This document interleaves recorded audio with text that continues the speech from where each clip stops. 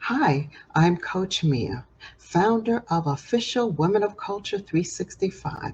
Welcome to Caribbean Straight Talk with real conversations and great interviews. And now, here are your hosts. Hi, this is Lima Dunbar, and I am one of the hosts for Caribbean Straight Talk. The other host, Mr. George Busoon, is currently still on assignment. But as I said on my last show, got to do what you got to do because it still goes on. We want to welcome you, I should say, to a really interesting show. We've got Miss Cassandra. I can't say it like how she says it, so I'm going to say it my way. Cassandra Santiago. And during this last, but yet still current election cycle, because it's still going on, because the votes are still coming in for the House and the Senate. I've been paying attention to all the chats and conversations on Facebook, and one young lady that I connected with virtually on FB, and I believe we have the same friends, Miss Rosemary Deal, because I believe Cassandra was part of that campaign, and I just was interested by a lot of what she had to say. Why? Because we were on the same page. Okay, so without further ado, let me go ahead and introduce you to Miss Cassandra Santiago. Hi. Hey, Cassandra. Now I can't say your name like how you say your name, so you say it your way. How you say it? Cassandra.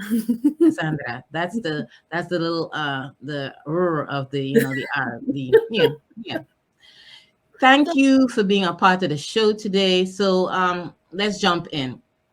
Um you are, let me make sure, because I want to make sure I give you the handle that you justifiably deserve. The Director of Communications at the Desire Foundation, Inc., and the Central Florida Marketing Director at Latino Outreach and Understanding Division. Division. Yeah, because that word was kind of cut off. Division. Tell us a little bit more about you, please. Yeah, no worries. So, Cassandra Santiago, Puerto Rican Mexican. Grew up in the Northern Virginia, DC area. Moved down here about 7, 8 years ago, and been adjusting to Central Florida life. And I do a lot of nonprofit, either volunteering or work. The position you mentioned with the Desire Foundation is a shared position that I have with Mr. Anthony Hicks, incredible individual, as well, for the role at the Somos Loud, which is the Latino Outreach and Understanding Division. It's pretty much an AHF affinity group, working on destigmatizing HIV and AIDS, Mhm. and focusing on the Latino communities within Central Florida. So, otherwise, I run a community page for West Orlando called My Pine Hills, and I share resources and amplify voices within the Pine Hills and West Orlando area that typically don't really get a moment of like free marketing or, just elevation as a whole. So, Mhm. but otherwise, on a personal level, I'm kind of a beach bum, and I enjoy to relax when I can. So Okay. yeah. A lot of interesting things we're hearing about you. The Yeah. blend of Mexican and what other heritage? Mexican and Puerto Rican. Yes. Mexican and Puerto Rican. Okay, the Yes. best of two really cool worlds. Yeah. One of the things I think, I'm not the only one, but one of the things I think we all struggle with is exactly what term we should use. Is it Hispanic, Latinos? Which one really is it? So for Latinos, it would be, if I'm not mistaken, and sometimes I get a little confused too. But it is supposed to be the specific type of like language. I Okay, think it okay, is like, it's not like Spain would be considered Hispanic, but okay, Spain would not be considered Latino. okay. But for Latinos, they, or Latin, Brazil and Haiti count. Now See, there's definitely some cultural differences that, uh-huh. Oh, I'm sorry. I always thought that it depended, and I could be wrong. I always thought that it depended on the part of the world you were referring to, whether it's South America or Central America or something like that. But, I could be wrong, but I'm going to throw you under the bus just for a second. You speak Spanish, right? Not great, Okay, then I don't feel too unfortunately. bad. I don't feel too bad then, because I know I have a whole lot of Hispanic brothers and sisters out there that don't really speak the language, but that doesn't mean that they're not a real large part of the culture. So let's come to culture, okay? What are your thoughts on okay, I shouldn't say your thoughts, well, thoughts and opinion. The GOP seems to be really appealing to our brothers and sisters, our Hispanic brothers and sisters. I feel because you're part of your position with the division. I want to make sure I say it correctly again. Central Florida Marketing Director at Latina Outreach and Understanding Division. What are your thoughts on why the GOP is so appealing to Hispanics? Because I can't get it. I don't get it. They want to deport them, just like they want to deport every Black person that wasn't born here. They want to deport us. But I just help me to understand, please, because I don't get it. So my understanding, and I think there's a lot of nuances in it, but my biggest understanding is the paid media approach with the GOP Republican Party, that they focus on that community, you know what I mean? And, sometimes that's really just like the simplest, way to come about it. And especially seeing like what my parents watch and like the cable and Telemundo, Univision, all those things, you see that there's an aggressive approach within the advertising, whether it's whether they're giving actual facts or not, is a different conversation. But ultimately, when there is a focus on that demographic and a paid media approach the way they do have that, it's not really surprising that there's a general shift happening, but that's something that's more of like the simpler terms. There is definitely like a lot more nuance that I think, and I think a lot of it too could be the identity and inclusion factor of it.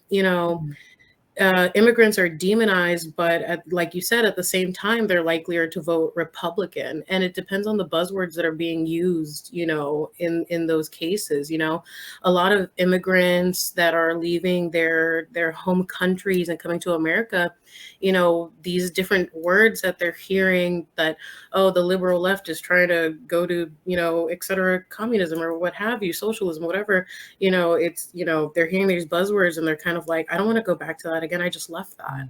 You know what I mean? The interesting thing, and I'm happy that you brought that up, but the interesting thing is that most of them do come from countries where there's communism, there's that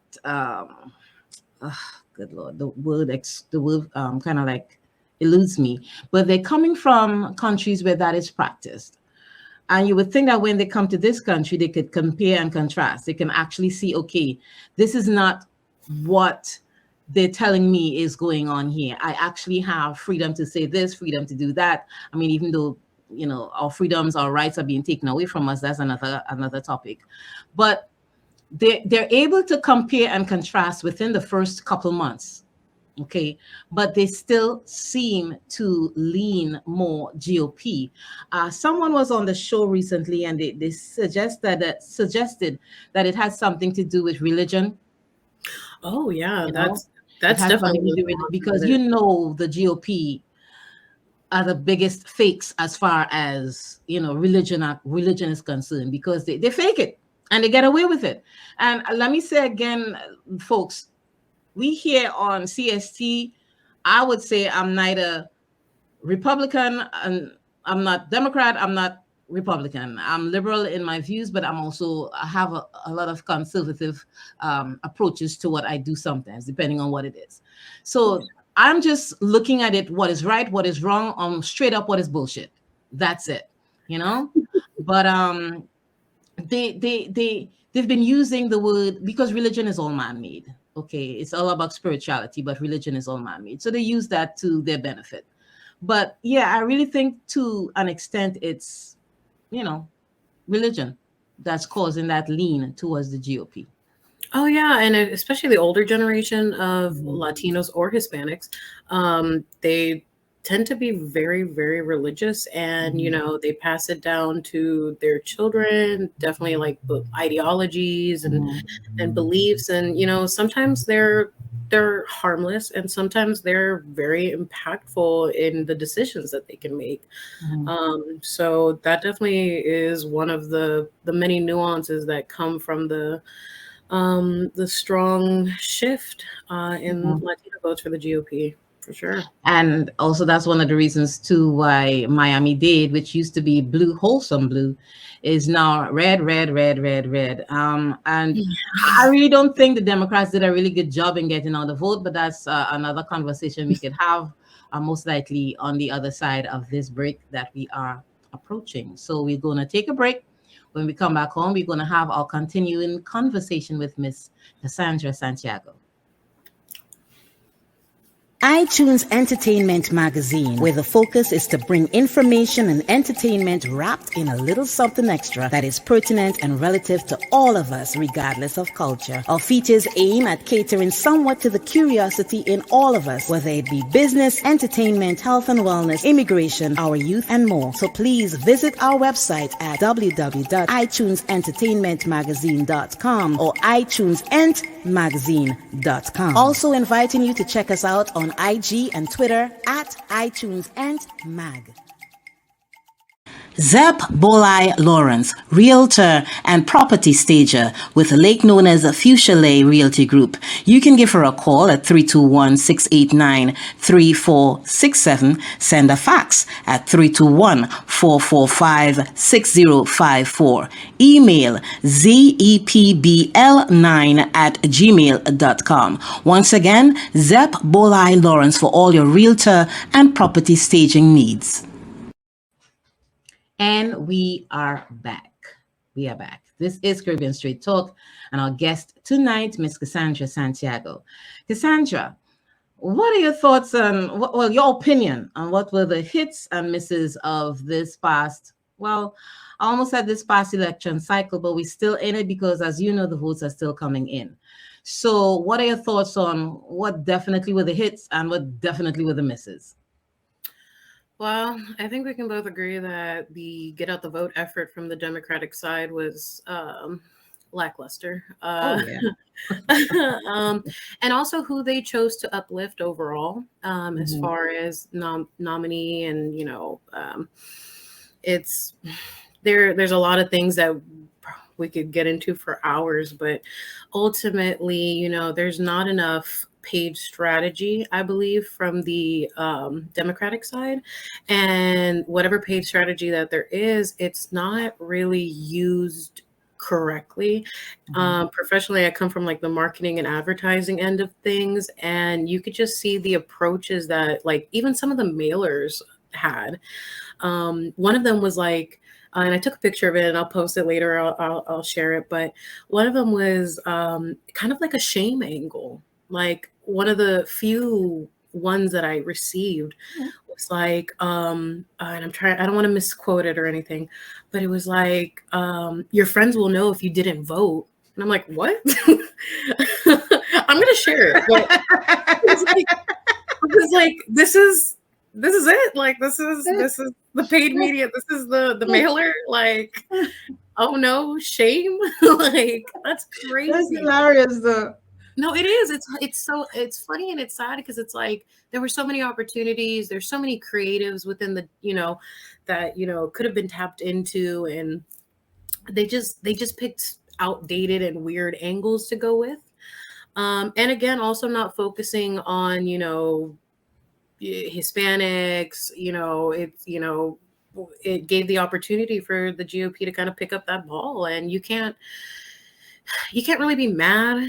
It's just, I think ultimately we kind of really, especially the Florida Democratic organizations as a whole, a lot of them need to reshuffle that leadership deck. They need people to just come in, fresh perspective, fresh faces, even if, it doesn't, I'm the type of person, like, I'll give you the benefit of the doubt. It's your first time in the role, or it's your first time speaking, or whatever. Nothing's gonna go perfect, but clearly we've seen time and time again.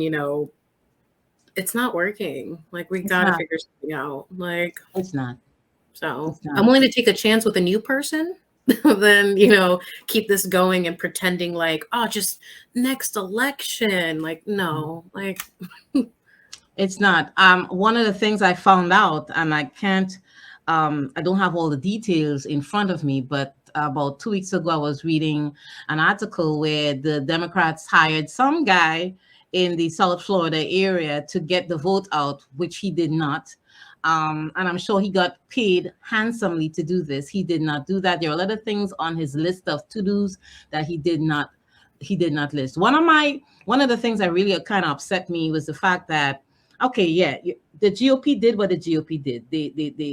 They came in where they saw an opening, because there were a lot of gaps that were left by the Democrats. One of the things that kind of upset me, and I don't really think I want to call names, I may or I may not, is that there were a lot of some of the candidates that were running that you were not seeing out in the public. Hey, you're supposed to be knocking on doors. You didn't knock on my door. You know what I'm saying? You're supposed to be knocking on doors to get your campaign up running, get people to know who you are. I didn't see Val Demings out there. I didn't see Ayala Sarama. I saw Maxwell Frost. I saw Karen Green. When we of course, Sandra Fatney Hall, Rosemary Deal. I mean, you saw these people out there. And one of the things I think I'm sensing also is that the people that were running some of these campaigns, let's face it, it's not sometimes who you know, is who you know, and who know you. And they were kind of like giving in to the people that they knew with regards to which show to go on, which show not to go on, instead of actually catering to the public at large. And that's one of the reasons I think, one of the many reasons I think, or where I see they dropped the ball. You want to get the vote out? Caribbean stations wasn't getting what they didn't pay Caribbean stations any money to get the word out. They were not coming on Caribbean stations. They were not going on the Hispanic stations. No, they were going on MSNBC, CNN. Hello, not everybody has cable network. A lot of people have simple, news network, the regular news. They don't have all of that. They ain't paying for that because they don't have the money. But that's why you saw most of them. We had Maxwell on this show at least 3 times. I know some of it probably had to do with the fact that I knew him, but I also think that his thoughts were grassroots. We reached out to a couple of other big names. They didn't come on. We had Karen Green on. We had Sandra Fatney. I believe when we did the town hall, Rosemary Deal showed up. Laquana, I'm sure I'm saying her name wrong, Gelzer. We had a couple of them that showed up. Yeah. It's like, so you know what I'm saying? You know where I'm coming from, right, Cassandra? Yeah, no. I definitely see what you're saying. Yeah, absolutely. And there were more, and it's not just, I again don't want to put names out there too, but I'll give you a really good example. I vote Democrat. I am a registered Democrat here in Florida.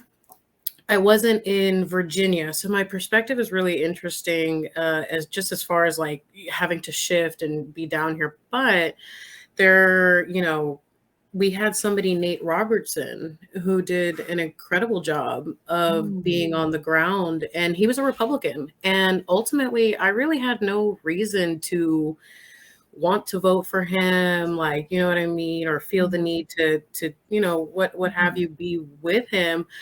But he was a candidate that ultimately was on the ground in Pine Hills, and though there were definitely some things that he was learning as he was on the ground, I saw the opportunity to be like, you know what, this guy really cares.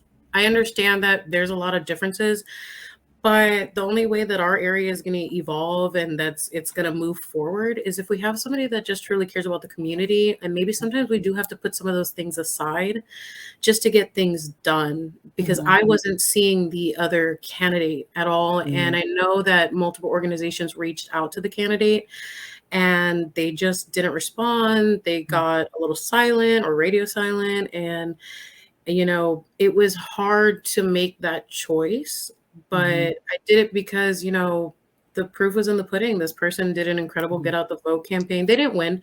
But, ultimately, it doesn't matter how hard the candidate sometimes is on the ground, it's kind of interesting how that works, or what you're compelled to do once you meet a candidate and once you see what the work that they're really putting in. So before we go to a break, let me just say this in elaboration to what you just said. Hey, there was a time when I voted Republican and Democrat because it wasn't about the R or the D. It was about what you're bringing to the table that's beneficial to the needs of my community and my family.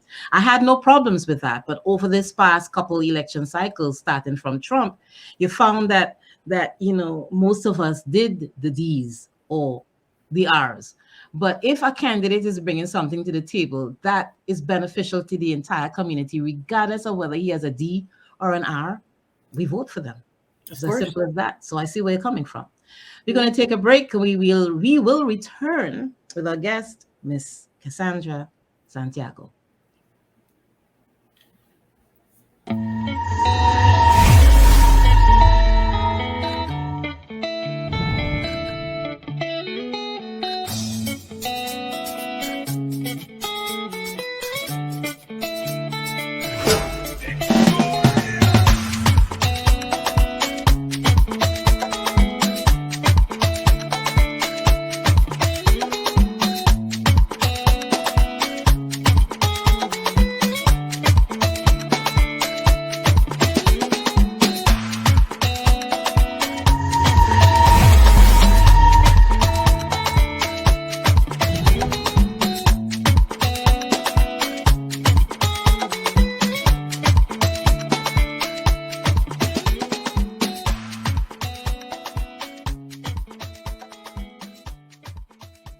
Val Branch Duncan, Realtor with North Star First Properties. Whether it's buying or selling, Val can help, and she is certified to assist you in Jamaica, Grenada, Guyana, Barbados, Bahamas, and Trinidad and Tobago. Please call Val Branch Duncan, where V stands for valuable, A, attentive, L, loyal. Please give her a call at 321-303-9345 or 407-844-8622. And we are back with our guest, Ms. Kassanndra Santiago. So Kassanndra, I'm going to now read some information that you had that I thought was really interesting. She said, let's note a few things. This was a blog that was pinned to her page. Let's note a few things. Voters are not lazy. They just are aware more than ever that shit is rigged. Now, number two, the second point you had there is, and the reason why that appealed to me too, is that we had a guest that I'm sure you're familiar with, Cynthia Harris. She ran for commissioner for District 6, I believe. She didn't win, but she had a lot to share, and that's an upcoming show that we're going to have where she referred to, I can't remember the exact term, where people would come to your door, say that they represent such and such, and say that they can take your vote and vote for you, or put your ballot in for you. And then they would take that and either toss it or, well, they wouldn't use it because it didn't go for their candidate. So I didn't really want to put that show out before election because I didn't want to turn certain voters off because, it's good information, but there's a time and a place. But this here, voters are aware that it is rigged. I thought was really, really interesting because it kind of elaborated, or I should say it went hand in hand with what Cynthia was saying. But this part here I want to talk about. The penny tax never was going to improve the lower income individual areas and their commute. It leveraged POC that live in low income areas, but was going to always benefit affluent communities. Elaborate on your thought on what you wrote. So I went, and again, as an ignorant voter trying to understand what's going on, because again, I also did not live in Florida the first time this movement came around for the penny tax, because this isn't the first time that it was like pitched or the conception of it was pitched. But, I went to a lot of these different meetings that were either for the penny tax, or they just were kind of supposed to be like, oh, we're just letting you know the information. A lot of the time and I'm from Pine Hills, a lot of the time they're leveraging, and it's just the data that it reads. They're leveraging Black older women who utilize the Lynx bus system. And it's a room full of white people, mainly, and they're pretty much saying this information like, you should really help these people out. They really need it. That's why you have to vote for the penny tax. And it's like, they don't have these informational meetings in Pine Hills to talk to these people that they're literally leveraging and talking about to other communities. They are not letting you know the full information. When questions were being asked, a lot of the time they were like, well, if it passes, the money, is up to the discretion of Lynx, which isn't a really great answer, to be honest. If you, it's supposed to generate a lot of money, you think there would be more behind it. You think Lynx would already kind of have like a plan or like a 12-point idea of what they plan on doing with the money. So, a lot of the time the questions became that we'd have questions and the answers were really vague. And also, where I live, without disclosing too much information, I am in eyesight of the bus stop, one of the busiest buses within Pine Hills. You see a lot of these, again, Black women that are getting up, going to the bus at like 6 or 5 a.m. to make it to their shifts. A lot of the time they're a part of the tourist, economy, where they're working Disney or Universal. If they're, if you work at Disney, you're about to take one hike, to there. But, you're not talking to these women. You're not asking them questions they need to ask. Well, can I suggest? I mean, I know the other talk show that I'm the host of, which is the People's Chat Room. We had a lady on there, Miss Patricia Rump, and I know she's part of the Pine Hills community. I can't remember the exact name of the group, but one of the things. Say again. The Pine Hills Community Council. Pine Hills Community Council. So I wasn't far off. One of the things I think is happening also is that whenever they have these meetings, let's face it, people don't show up to neighborhood meetings. They don't show up to community meetings.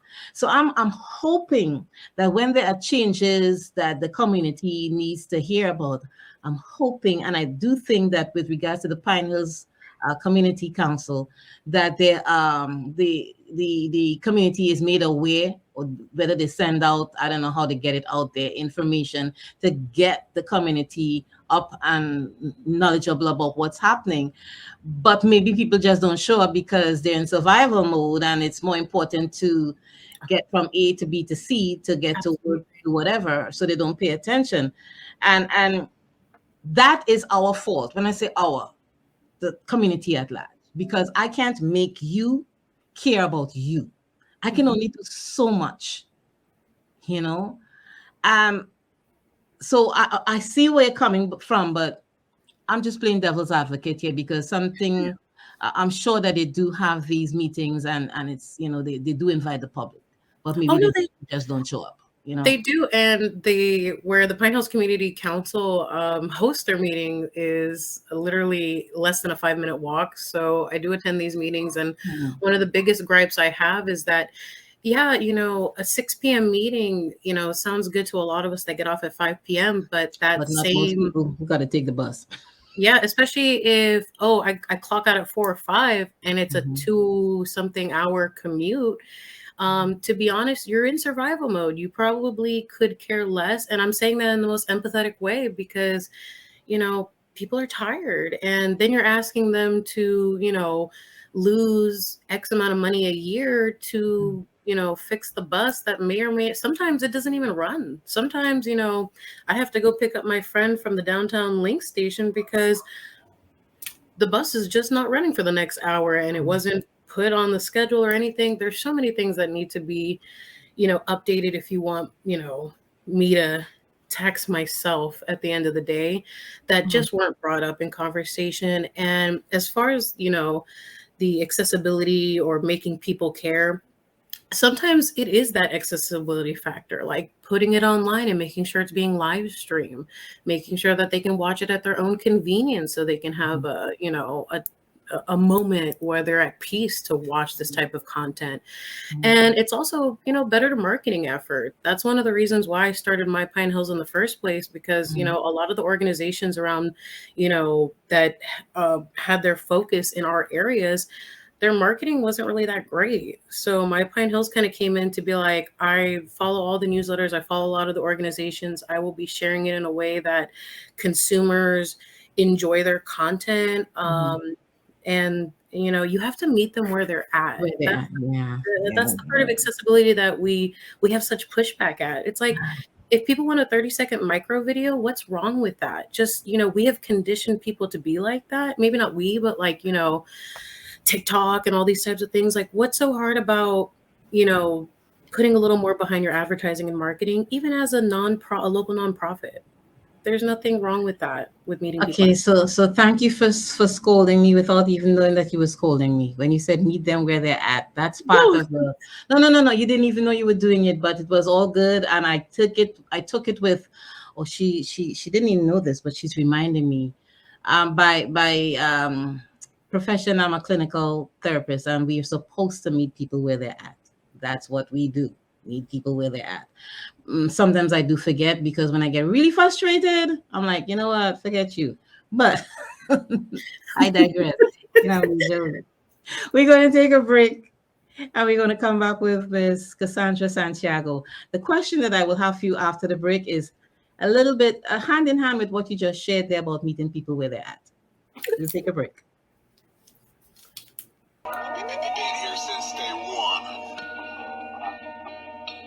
Women of Culture 365 presents Glow, a greater level of wellness, with your host, Coach Mia Ullman, founder of Women of Culture 365 and Glow. Along with me are my co-host, Coach Sophie G, bringing you words of wisdom. Coach Dawn Hewitt shows how to treat the whole body, and Coach Lady Q, bringing you spiritual wellness.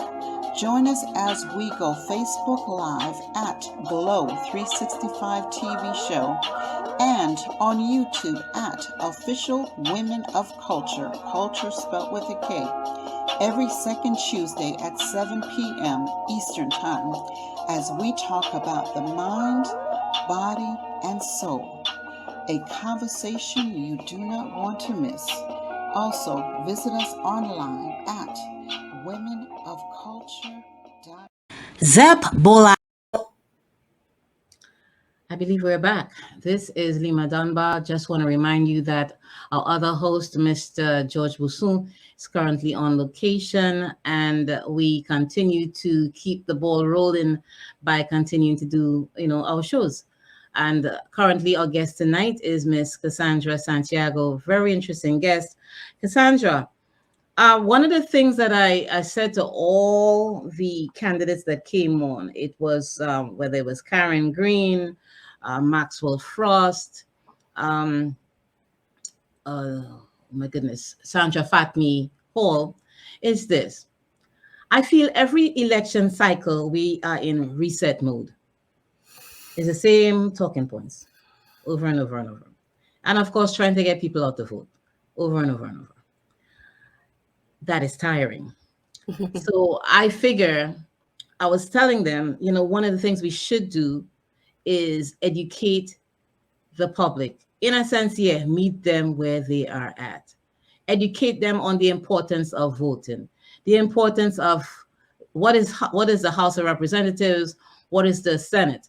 Understanding also that each state, and in our state, of course, Florida, there is a legislative branch that meets, which is predominantly Republican currently, but every dog has its day. That's the way I see it with regards to that. Yeah, I know I went there. However, I digress. But, getting people to understand the importance of voting and understanding their different candidates, as the process flows. instead of waiting until we are in election mode, and then you're sweating people to get them out to vote, and they're looking at you like you feel I have nothing else to do, kind of thing. What are your thoughts on that? It goes hand in hand again with meeting people where they're at.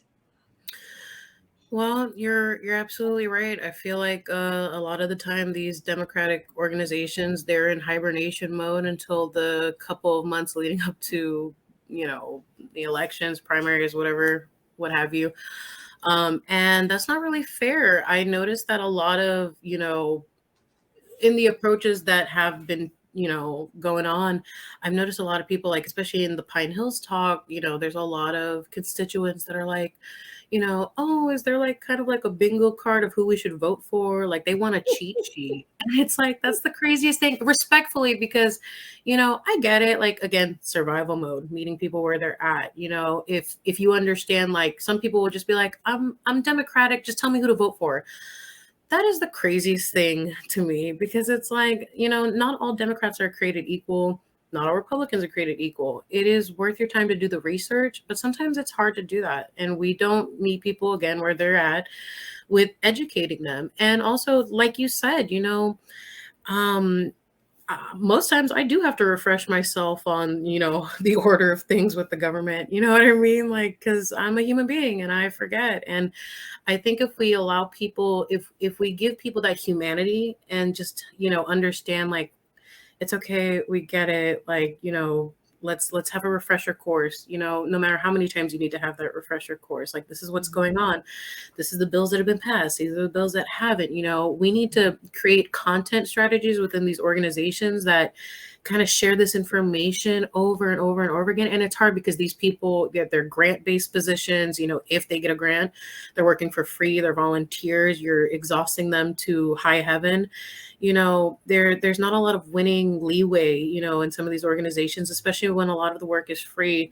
But for those that do have paid positions and, et cetera, it's really lazy that they're not, creating more effective strategies to try to talk to their constituents, because they're the same people that will lecture the living daylights out of constituents for not voting, and then they want to shame them. Recently, I don't know if you've seen on Facebook, but there's this website, I don't want to misquote it, but I think it's called www.didmyfriendvote.com. And people are sharing it like, did your friend vote? Castrate them if they didn't. And it's like, if you have friends that you weren't engaged with and talking about things with before the election, before what have you, you're just being a creep. If you're looking up their information like that, you're being a full creep. Don't be weird. Like, if you really cared if your friends voted, you would have had these vulnerable conversations with them. Like, are they even your friend? Like, what are we doing? Like, why are they making it public like that? It's like, seriously, it just doesn't make sense to me. Why would you want to shame somebody like that? Attacking the voter is not the move ever, because sometimes there's a lot of privileges, and especially dealing with areas like where I live, a lot of people can't vote because they may be previous felons or what have you. And when I was working with Rosemarie on her campaign, we were on the ground in Pine Hills, and we noticed a lot of wholesome, good people who served their time. They did what they did. It is what it is. And, they were like, unfortunately, I can't vote. And you see, let me stop you right there. This is a bone of contention for me, because this is one of the things that the Democratic Party knew way ahead, and most of these ex-felons will vote Democrat. You trying to tell me that they couldn't pull together some money? They could have taken Bloomberg's money, because Bloomberg had a fund that was sitting there for them to use and they did not use it. They could have taken that money. I know John Legend was trying to do stuff about that, and they could have made it so where these polls or the poll taxes that the Republicans had instilled or implemented on these people, with these people, for it to be taken care of and paid. You know what I'm saying? They did nothing. They did nothing. Okay, I'm getting upset. You said here, your leaders are driven by their egos and status. Remove them, reshuffle the deck, no hard feelings. I say right on, right on, right on. Move them. Amen. They're getting paid. And they're coming back every 2, 4, 6 years to tell you what? To tell you what? You know, I appreciate what you said there about the ex-felons. A lot of them want to vote, Of course they but do. it takes education and it takes money. The Democratic Party has it. They could talk whatever they want, but they got it. They just choose where to spend it. All right. Yeah. And there were a couple of races in different states where, like I think it was in South Carolina or North Carolina, there was a judge, Judge Beasley. She lost narrowly because they didn't put enough money into that campaign that could have been won. So it's like, you feel my frustration here, girl? Oh, I do. No. I completely understand. And also what, I feel like is an interesting point of conversation is the candidates themselves. And that's not to really harp on anybody, so to say, but you have really, really great, well-meaning people that are just, they are compelled to do work that's bigger than them. And again, I go back to Rosemarie because I did work on her campaign, and it's people that are absolutely beautiful souls. They work hard, they're in the community, they do volunteer work, et cetera, et cetera. But they may not have the traditional education to run a campaign. They may not get the funding. They may not get the endorsements. They may not get, I remember, we tried reaching out to a lot of the Dem-based Central Florida organizations, and there was a lot of pushback. They didn't want to endorse anybody. And when they started endorsing people, they really didn't care about District 6 at all. You know what I mean? Except for, like the Jamaicans say, wheel and come again. What did you just say? That you guys did a lot of outreach and a lot of the big names or the movers and shakers in the Democratic Party did not want to endorse, particularly District 6? Not that they didn't want to endorse District 6, but they were playing the long game with it, and there was a lot of pushback. And ultimately, I believe there's some organizations that still didn't endorse anybody from District 6 at all. Like District 6 includes Pinehills. Yes, it does. Yes, where else? So it's going to be the Holden Heights area. It's going to be some of what is it? Carver Shores. Oh yes, Carver Shores, International Drive, Metro West, Trust and believe me, they went into Metro West. They went into those areas. They redistricted into Carver Shores, Holden Heights, and certain parts of Pine Hills. Yep. Up until why. For those of you that don't know, I'll tell you why. It's because that's where the Black people live. Okay, but yet, when it's time for elections and they want our vote, what do? Mm-hmm. They want to go into the Black churches and they want to sprinkle some water on them and pray for them. And come on, man, you think we that stupid?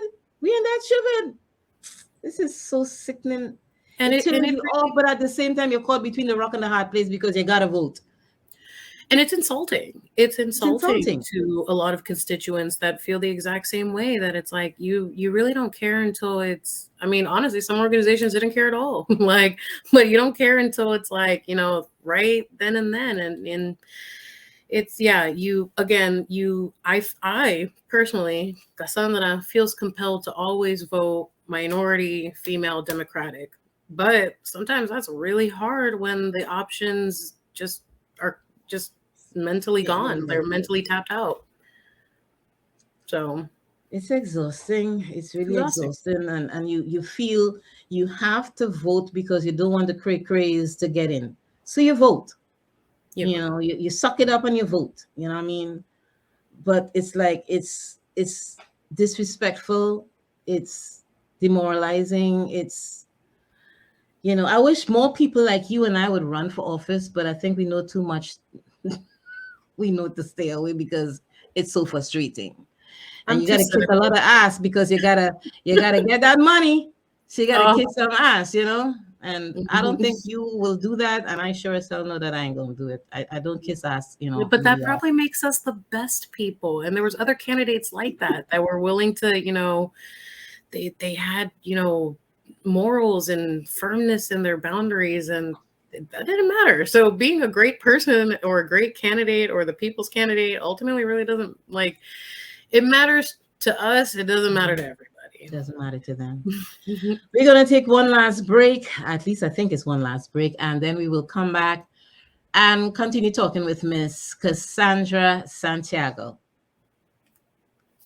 Zep Bolai Lawrence, realtor and property stager with a lake known as the Fuchsia Lay Realty Group. You can give her a call at 321-689-3467. Send a fax at 321-445-6054. Email zepbl9@gmail.com. Once again, Zep Bolai Lawrence for all your realtor and property staging needs. I'm sorry. I'm reading something. iTunes Entertainment Magazine, where the focus is to bring information and entertainment wrapped in a little something extra that is pertinent and relative to all of us, regardless of culture. Our features aim at catering somewhat to the curiosity in all of us, whether it be business, entertainment, health and wellness, immigration, our youth, and more. So please visit our website at www.itunesentertainmentmagazine.com or itunesentmagazine.com. Also inviting you to check us out on IG and Twitter at iTunesentMag. So we're back to Caribbean Street Talk. And Kassanndra, I'm reading a little bit more of your blog here. Let me refresh your memory. Number 5, respectfully building up a cult-like following and winning by large numbers, but other Democrats losing besides you isn't good for the party at large. I respect you and the charisma, nerve, and charm you possess, but it's not translating for the overall goal. I feel like if you're speaking about somebody in particular here, but let me continue. Which is why no matter how great you may be, the lack of aligned leaders besides you cancels out any Democratic effort. This is coming from someone who voted for Maxwell Frost and supports Anna Eskamani. What were you talking about there, Anozi? Well, you had it out there for everybody to see. So, I mean, I read it. So, what are you talking about? No, I stand on 10 toes about it. So, we have incredible Democratic candidates as far as, Maxwell Frost and Anna for Florida. These guys, like, I know Maxwell Frost hasn't clocked in yet, but for what it's worth, that looks like it's going to go great. Anna for Florida, what an incredible representative. I'm not sure how much of her her journey you follow, but this lady, Anna Eskamani. I say Anna for Florida because I'm so used to like calling people by Instagram names, but Anna Eskamani is a state representative that she does her job and then she does more, and she's very engaged and she's very she just does what she needs to, and it's no wonder that people flock to her and are besides her. And when I use cult following, I don't mean it in a disrespectful way. For me, I feel like it's hard, especially from, again, a marketing and advertising angle, to create such an organic following of people who are loyal to you. Unfortunately, where the problem lies in that is that it's not, it's great that somebody like Anna or Maxwell Frost won by the numbers they won, right? Yes. But when everybody else, Democratic in their ecosystem, lost their races and they have the exact same values, very well aligned with each other, there becomes a little bit of this problem that should be questioned. And, again, these were the same guys that they did crossover efforts, like, canvassing with, so-and-so and what have you. And it still did not land where it needed to for some of these candidates. And you could see by the loss that they had, and it's unfortunate because, somebody, some of those people deserve to retain their seats and they deserve to be in their seats. Some of them didn't, but, overall, there's a little bit of a disconnect, and I don't think I'm educated enough to kind of articulate what the exact problem is with this. But okay, I think one of the problems, and I'm not that educated either in the whole political shmish. However, I think one of the problems, let's take it to your governor, DeSantis. When he redrew the district lines, he started a hot mess because he took otherwise blue districts and he turned them red. Because the district that Karen Green ran for, which was District 7, that was originally a blue district. And because he redrew the lines, it's now red. See, I think the Dems or the Florida Democratic Party needs to grow some balls. That's what I think they need to do. Grow some big balls and start doing what they're supposed to do. Okay, because I don't know if you saw any, if you haven't seen this, DeSantis is getting away with a heck of a lot. Is there a lawsuits bubbling? We don't know, because he probably quelched that also. I don't know. All I'm saying is they need to, if we want to start seeing some of those races justifiably, being won by the people that should have kept their seats, there's so many things that need to be taken on here. And one of the biggest things that need to be taken on is Ron DeSantis. I'm just saying. Yeah, no. I think at the end of the day, there's a lot of nuances to it. But again, it's one of those things where it's like we have this lack of accountability when it's all said and done, when the race is over, when the people are elected. And of course, those lines were redrawn. That's definitely one big thing that was a incredible unethical disadvantage. It was unethical. The redrawing of that line, of the lines in and of itself, the gerrymandering of it. But truthfully, the Democrats knew that happened, and they were supposed to pivot, and they were supposed to adjust, and they were supposed to figure it out. Because again, I go back to Ann for Florida, or Anna Eskamani, and she has bipartisan appeal. She has Republicans voting for her.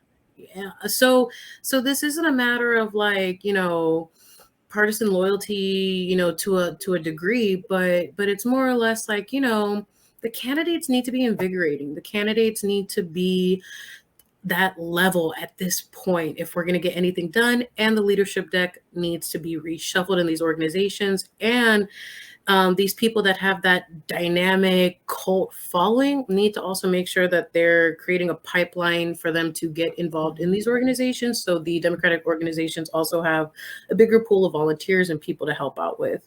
So You're right. Because there are a lot of people out there that want to make a difference, but you will never know that they want to make a difference because you're not even going into their zone, their part of town. You're not trying to find a way to communicate with them, to connect with them. So they continue on their journey while you continue on yours. And then you wait until election time comes around again, and then you want them to vote for you. I mean, it's pure madness. And what's the definition of madness, right? So this has been a really interesting conversation, and we could go on and on and on and on, but we have to go at some point in time. I think we have room for probably one more question. We're going to take a break, come back on the other side, and we will continue on for one more question with Miss Kassanndra Santiago. Val Branch Duncan, realtor with North Star First Properties. Whether it's buying or selling, Val can help, and she is certified to assist you in Jamaica, Grenada, Guyana, Barbados, Bahamas, and Trinidad and Tobago. Please call Val Branch Duncan, where V stands for valuable, A, attentive, L, loyal. Please give her a call at 321-303-9345 or 407-844-8622. We're back, but yeah, let's continue on. We have one. Okay, we've got about 15 minutes left, so we'll continue on for one more question. And then the reason why this question is important is because there are a lot of brown people that look like you and look like me, Kassanndra. We may not always be from the Caribbean. We could be from South America, Central America, even from the continent of Africa. Okay, but when you look at the census, we're all black, either black or Hispanic. Take your pick. You know what I mean? Your opinion, on why our communities are similar yet fragmented. What are your thoughts on that? In regards to just the Black and brown communities, so my thing is that there's so many intersections of just daily life. You know what I mean? Somebody who, is, middle class, gay, brown, or somebody that's upper class, white, what have you. At the end of the day, I believe there's a lot of class differences that make it hard for us to kind of get on the same page. And ultimately, if we're all, what is it, less than middle class, like, but somewhere on the poverty line, then all we have is class. At the end of the day, all we have is that general income. It doesn't really matter if we're black or brown when it comes down to what the state deems as our demographic. And sometimes that just bottom line is like the class that we're in. That's something that ultimately is what we have in common sometimes, especially in areas like Pine Hills or West Orlando as a general. But the things that can bring us together ultimately is again just finding that common ground in that. You know what I mean? Realizing that, again, like I said, when I made that choice to vote for a Republican this time around, I love bodily anatomy. I love being part of the LGBTQ plus community, all that jazz. But at the end of the day, I did have to pick my community over those little things, because I do stand in solidarity with my community, and my community has been crying for advancement and for help and for people to just clock in when they're getting paid to clock in. So I think the struggle also can ultimately bring us together as well. And, that definitely made me put aside some of the things that I really, really, really put at the forefront of my choices to kind of be like, you know what, this time around, I just need to choose my community and we'll worry about the other stuff later, unfortunately. I like your response.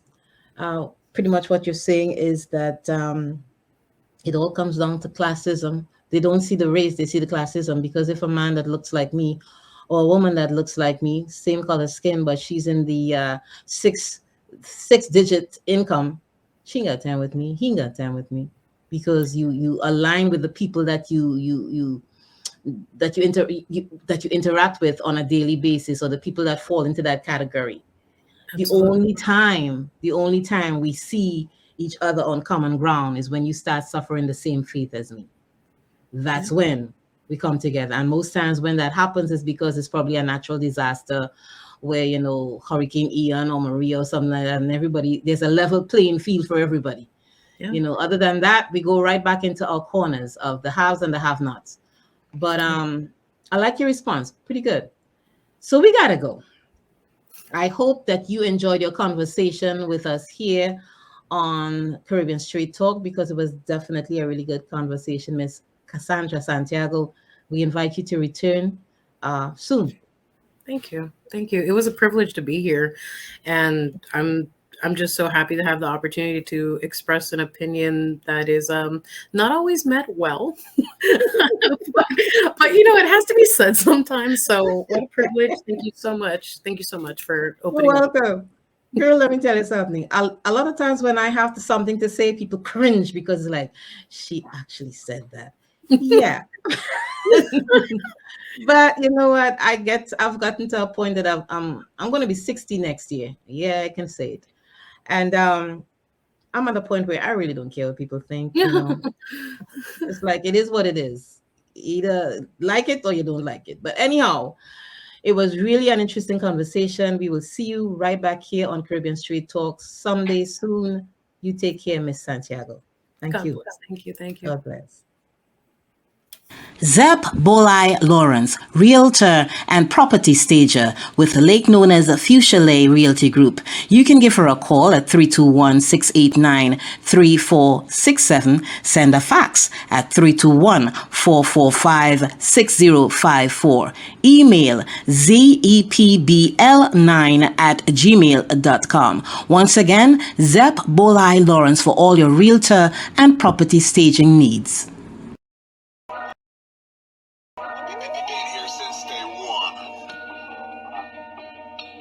Women of Culture 365 presents Glow, a greater level of wellness, with your host, Coach Mia Ullman, founder of Women of Culture 365 and Glow.